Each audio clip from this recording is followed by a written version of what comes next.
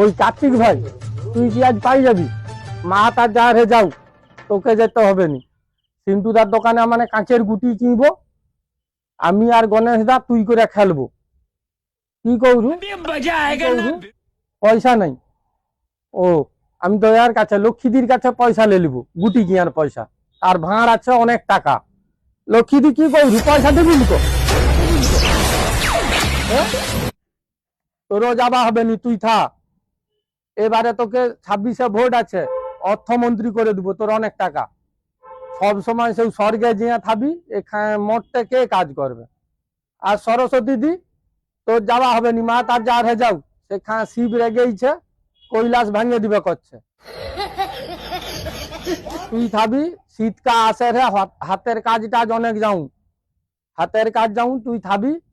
ওই হনুমান টুপি বানাইবি আর বাচ্চার তোর সোয়েটার, শীতে কি করবে? আর সমীর মাতির দরকার যাবি নি, ও বাচ্চাকে টিউশন করাইতে কইবে। তুই তো থাবি মনকার কাছে, মনে 4 জনের সঙ্গে খেলবো।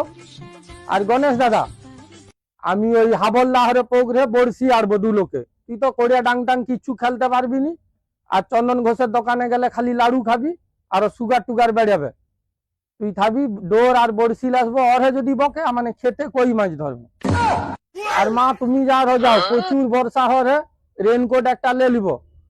আর যাবার সময় শুধু মহিষাসুরকে মারলে হবে, ও পূর্ণা তীরশুলিয়া আমি নিমাইরার কাছে ধার দিয়া আসবো তীরশুল।